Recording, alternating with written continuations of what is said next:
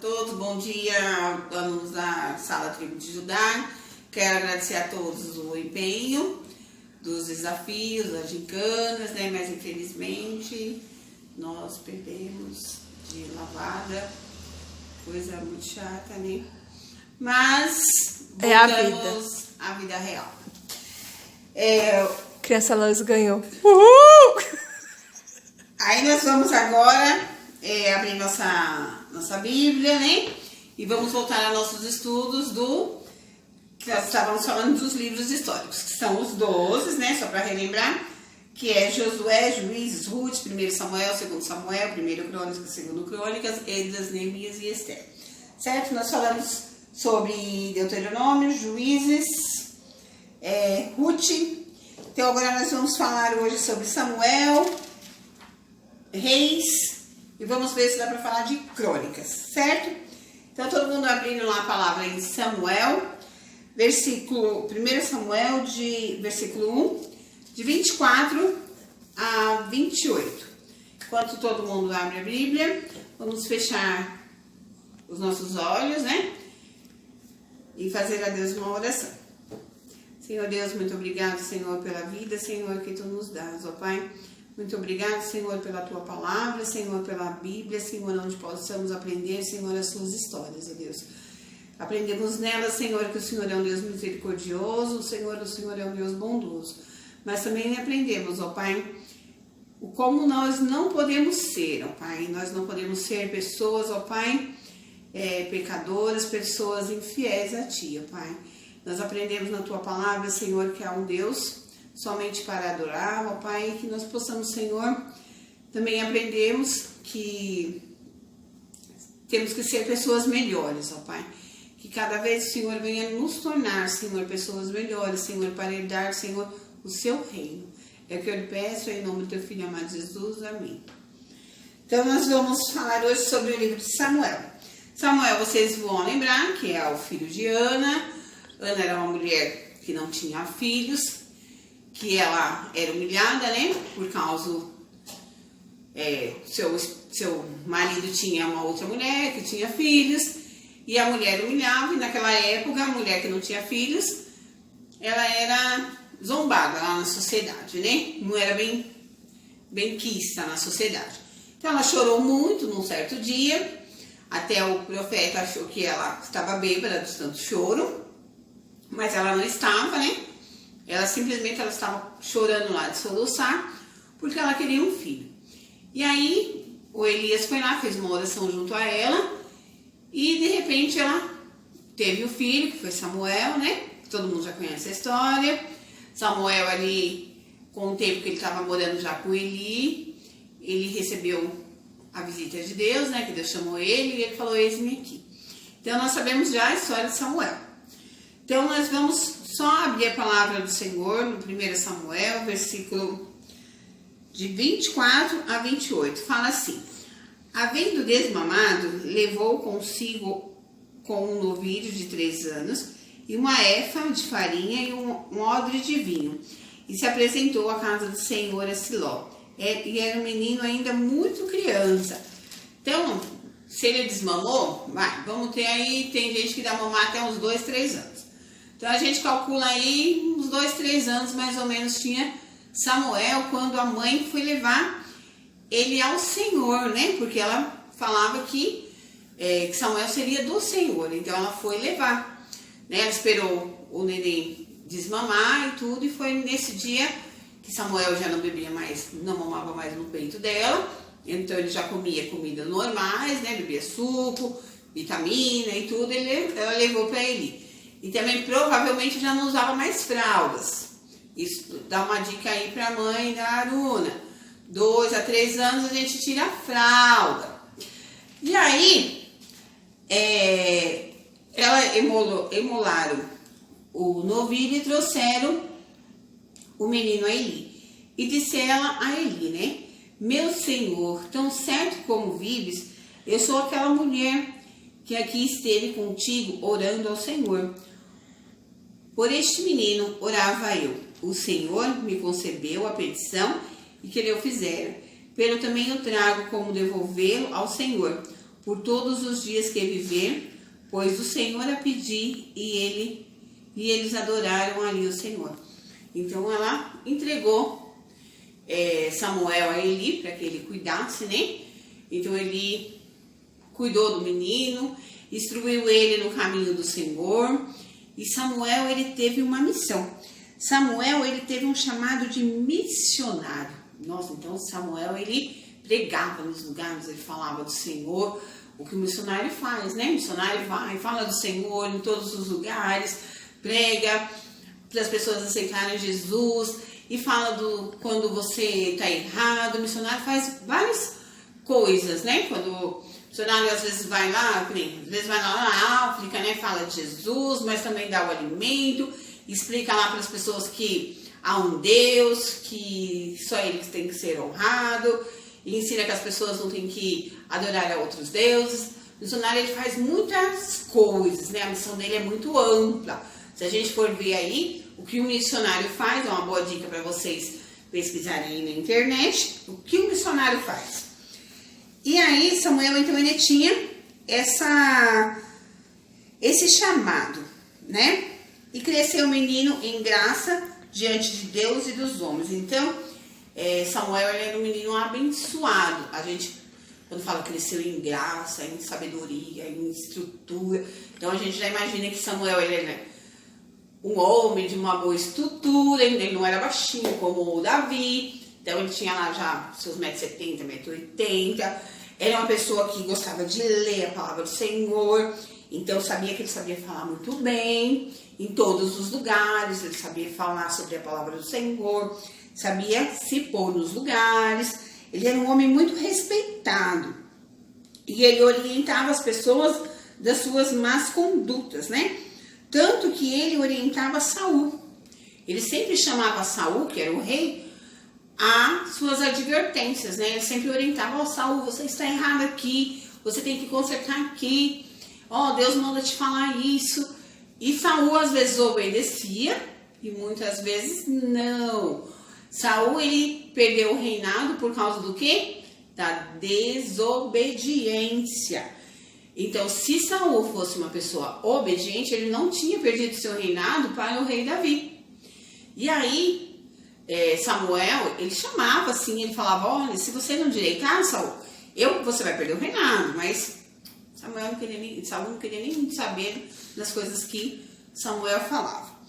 Mas, enfim, até que um dia Samuel, né, pegou e foi procurar, porque Deus já tinha falado, não, rei Saul já não me obedece mais, já não tem mais eu só como Senhor, porque Saul também já estava idolatrando outros deuses, e Deus estava desgostoso de estar com Saul, e Samuel saiu a procurar o rei Davi, né, que Deus já tinha mostrado a Samuel quem seria o rei, e ele foi até a casa de Jessé. Jessé foi mostrando todos os filhos que ele tinha, e Samuel, não é esse não, eu procuro um jovem, pequeno, de baixa estatura. Aí Jessé lembrou, é Davi, um pastorzinho de ovelhas, né? E foi Davi que Deus achou graça, porque ele tinha um coração sincero, e foi aí que foi o reinado de Davi. E é onde a gente vai viver que também Davi tinha muitas vitórias, né? Porque Davi sempre colocava Deus à frente das batalhas, e ele tinha muitas vitórias, mas também na história de Davi você vai ver que Davi erra muito, né? Davi peca muito, Davi adulterou também, e assim vai, né? Mas Davi sempre, como a tia comentou na historinha, ele sempre pedia perdão a Deus e ele tinha sempre reconhecimento de Deus, que Deus era sempre o Deus superior, né? Davi, em toda a história bíblica, a gente não vê que ele adorou outros deuses. A gente vê que ele pecou, mas nunca como falsos deuses, tá bom? E aí, nessa parte, a gente vai fazer uma pergunta, né? Samuel, ele era o intercessor do povo, né? Seu chamado, ele além de tudo, ele intercedia o povo, né? Ele ia lá, sabia o que o povo estava se passando, para chegar até o rei Saul e falava, olha, sua seu povo precisa de mais água, seu povo precisa de mais alimentos, seu povo precisa de mais trabalho. Então, além de ele ser missionário, de ele falar sobre Deus, ele também tinha essa função de ser intercessor, porque ele ia lá, ouvia a palavra, falava a palavra, mas ele também, nossa, esse povo aqui está com fome, então ele precisa de alimento. Então ele ia lá, falava lá para o rei começar a olhar para o seu povo. Então ele tinha também essa função. E na sua casa? Quem você acha que é o seu intercessor? Quem você acha que sempre ajoelha ali e ora por você? Essa semana eu ouvi no Face uma frase muito bacana, né? Falou assim, a maior mulher do mundo é a sua mãe, porque ela ora por você todos os dias, né? Ela é a única que ajoelha por você todos os dias e ora. Você, a sua mamãe, seu papai, você acredita que eles são os seus maiores intercessores, que eles oram por você todos os dias? Então você vai colocar lá. E quem te orienta e te adverte de uma má conduta, ou até mesmo coloca você de castigo quando você faz alguma coisa errada? Então essas são as perguntas, tá bom? Que vocês vão ver, porque aqui na Bíblia fala que quem orientava Saul as más condutas era Samuel. Porque Samuel era o quê? Ele era uma pessoa que gostava de ler. Então ele lia os mandamentos que Moisés já tinha dado, e dali eles sabiam o que era certo e o que era errado, e vai orientando. E assim, quem é que te orienta em casa? Quem é que fala as coisas, né? Tá errado aqui, Juan, melhor aqui, Iris, está de castigo hoje, porque você não fez isso. Ana, te dei até tal horário e você não cumpriu. Então assim, quem é que fala sempre? Quem é que te orienta, né? Então você vai colocar lá. E em Reis, ele tem capítulo de Reis, ele fala assim, tem uma narrativa do tempo da monarquia totalmente instituída. O reinado de Salomão, como todo mundo sabe, Salomão era uma pessoa muito sábia, porque a única coisa que ele pedia a Deus era sabedoria. Então a gente vê que o reinado dele foi um reinado de sabedoria. Ele não sabia, tinha um medo de julgar, então ele falava assim, ai Senhor, me dê sabedoria.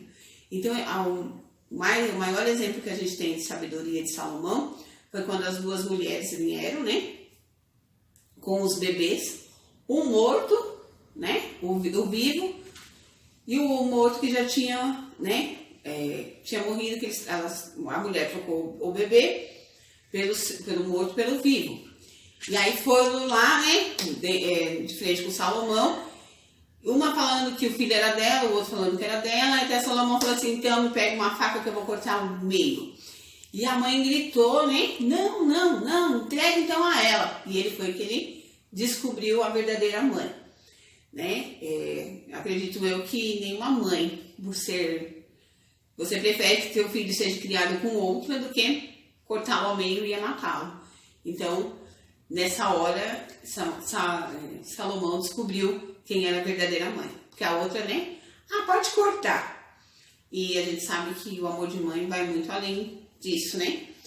Então, a gente vê que Salomão era uma pessoa muito sábia. Ele foi também marcado porque ele que fez a construção do templo, né? Aquele templo lindo, maravilhoso. A gente tem uma réplica, né? Que fizeram aí, uma igreja fez, uma réplica de Salomão. Eu nunca fui, mas dizem que é idêntica, né? Então, foi construída com todos os requisitos que Deus pediu, e tamanho e tudo mais, né? O templo de Salomão. Hoje nós temos o nosso templo, né? Nós temos o templo lá na igreja de Camargo, que está na rua Pedro lá de La Guardiã, e que ele foi também colocado todo no chão e foi reconstruído também.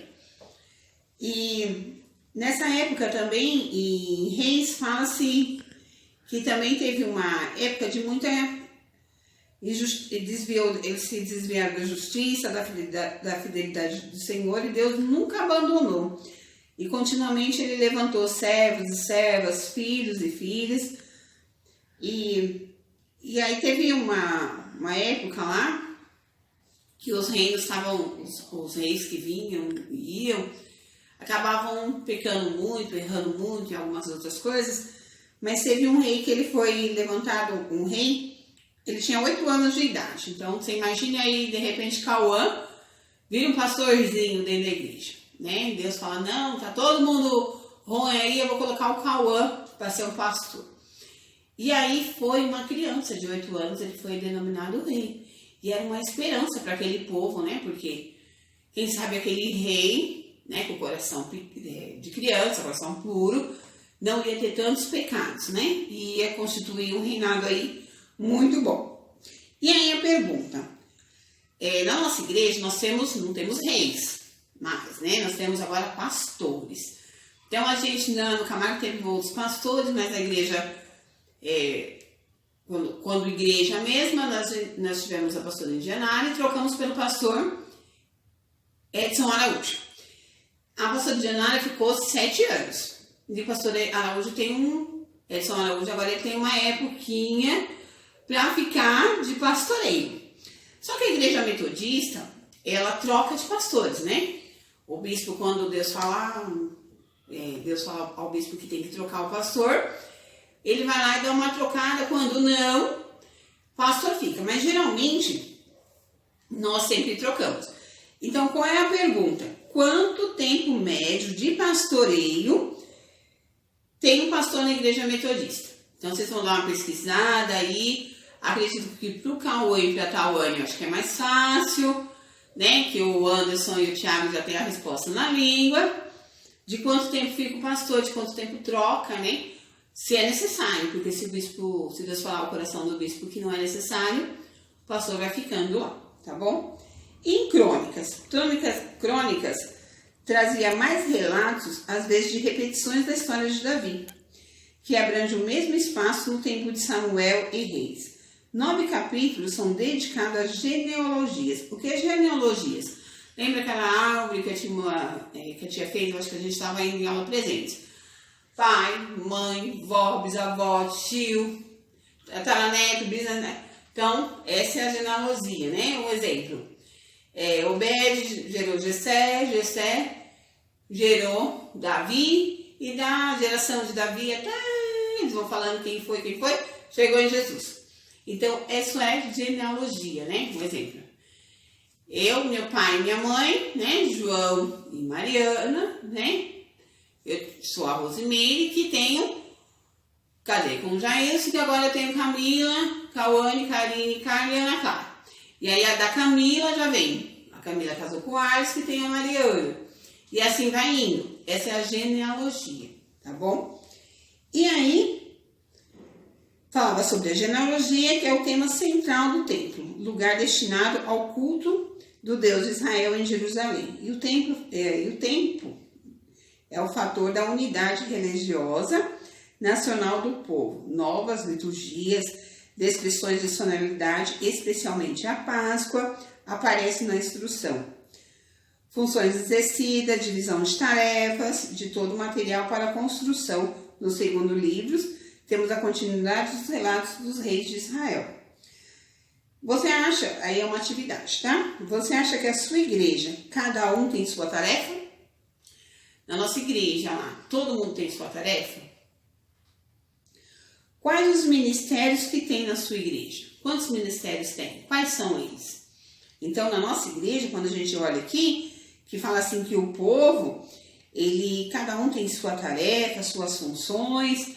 Então, na nossa igreja já tem um pouco aí de crônicas, né? Todo mundo tem uma tarefa, vocês vão pesquisar aí que cada pessoa tem uma tarefa. Nós somos divididas por dons e ministérios, tem pessoas que têm, cada pessoa tem um dom, tem ministérios na nossa igreja, onde a gente pode exercer nossos dons nos nossos ministérios, e aí vocês vão colocar lá. E falando sobre Esdras era uma sacerdote, uma escriba dos mandamentos do Senhor. Liderou grupos que retornaram do exílio da Babilônia para Jerusalém. Buscava guardar a lei de Deus e estabelecê-las como ensinamento de todo Israel. Então, a gente pode tirar exemplo aqui. Um exemplo. Ela liderou grupos que retornaram do exílio da Babilônia. Então são pessoas que estavam exiladas lá na Babilônia. Na Babilônia a gente sabe que era, vamos supor, era orgia, né? Era uma bagunça geral, todo mundo podia tudo, todo mundo no oba-oba, todo mundo no funk, todo mundo abaixando até lá embaixo. Era mais ou menos aí. E aí as pessoas se convertiam ao Senhor, né? E aí ela tinha essa função de ensinar novamente, né? Porque talvez as pessoas já tinham conhecido a Deus, mas se desviaram dos caminhos ou nunca tiveram conhecido e conheceram a Deus. E ela tinha essa função de ensinar os mandamentos, né? É assim quando alguém da nossa igreja entra, se converte ao reino do Senhor, tem os grupos, tem pessoas, né, que são mais capacitadas de ensinar o caminho do Senhor, ensina seus mandamentos, ensina o valor que tem a palavra do Senhor, o valor que tem de servir a Jesus.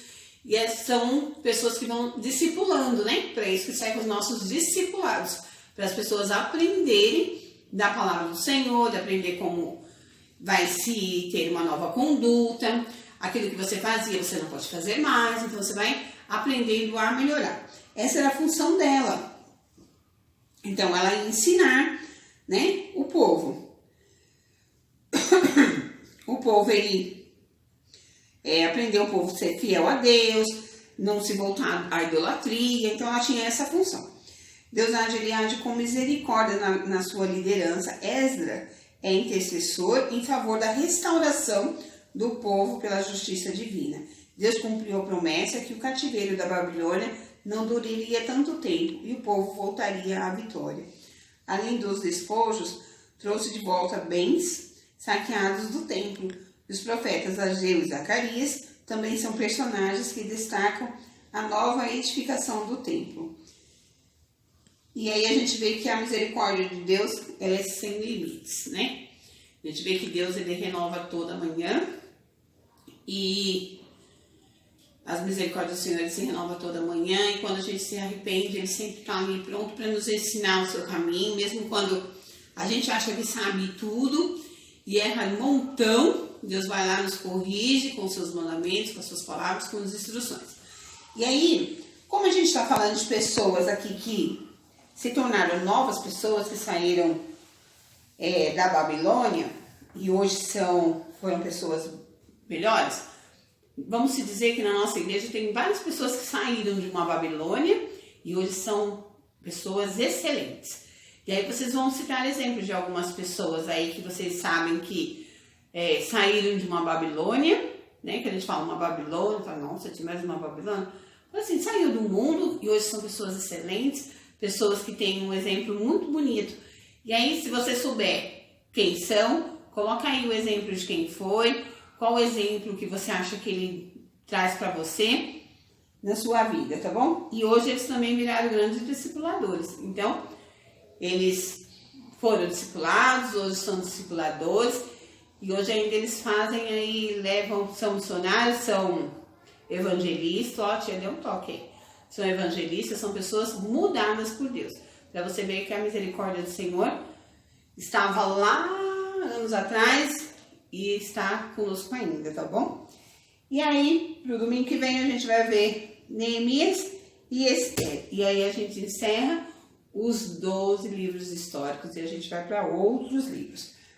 E aí eu vou deixar com vocês o nosso versículo que é para a gente guardar no coração, que está em Josué 1:8, a primeira parte do versículo. Não cesse de falar desse livro da lei, antes nele medita dia e noite, para que tenhas o cuidado de fazer segundo tudo aquilo que nele está escrito. Então, se a gente tiver o cuidado de meditar na palavra do Senhor, de se apaixonar pelas histórias, de saber que os mandamentos do Senhor são para sempre, a gente vai procurar ser pessoas melhores, né? Vamos procurar pecar menos. A gente não vai entrar no mundo de idolatrias e tudo mais, né? Hoje eu vi um programa de TV que falava sobre ídolo, né? Não vou falar o nome da cantora em si, mas falaram, quem é seu ídolo, né? E ela falou, meu ídolo é Beyoncé. E ela poderia ter falado, como evangélica, como pessoa que aceitou a Jesus, que ela não tem ídolo. O único ídolo dela é Deus. Mas que ela gosta muito desta cantora Beyoncé. Então, quando você for falar, né, como cristão, você também tem que ter cuidado de saber que ídolo, a gente não pode ter ídolos. A gente pode ter pessoas que nós gostamos muito, né? Pessoas que, eu gosto muito do Roberto Carlos, gosto muito do Fábio Júnior, eles não são meus ídolos, mas eu gosto deles, eu acho eles bacanas de cantar, né? Eu gosto das músicas deles, mas eles não são meus ídolos, tanto que eu gosto muito da Aline Barros, gosto muito do Diante do Trono, mas não são meus ídolos, né? O único ídolo que eu tenho é Deus. Deus é a única pessoa que eu devo de adorar. Né? As outras pessoas eu posso gostar, posso curtir, posso comentar, compartilhar, né? Eu posso também compartilhar muito o meu amor de Deus para com as outras pessoas, posso dar meu exemplo. Então, assim, em todo lugar, em todo tempo, seja um exemplo. Procure sempre pensar, né? Não sei, eu vou falar que eu tenho um ídolo, né? Não tenho um ídolo. Eu gosto de tal pessoa, que tal pessoa canta bem, tal pessoa canta umas músicas legais, tem umas letras de músicas bacanas. Então, é isso que faz o diferencial de sermos cristãos, né? Talvez, não sei, às vezes eu até concordo com muita coisa que fala a respeito dessa cantora, né? Que realmente talvez ela esteja só por causa do dinheiro. Então, a gente também pode começar a pesquisar também as condutas das pessoas que são evangélicas, se dizem evangélicas, e as condutas delas não são de acordo com aquilo que é certo, que é correto, tá bom? Só uma dica. E valeu aí pelo dia, pelo domingo. Espero que vocês estejam aprendendo sobre o Velho Testamento. Aí tem algumas outras histórias ainda pra gente contar na ED. Espero que a gente volte logo para as aulas presenciais, né? Que eu já estou ficando cansada desse negócio de ED, né? ED online. Que é melhor estar perto, né? Para se a gente estivesse perto, vocês tinham ganhado. Mas tudo bem. E aí, vamos depois ver aí, fazer uma pesquisa de desafio individual, para ver qual é a criança, e a gente está pensando em ser um passaporte para o Parque de Itaquera.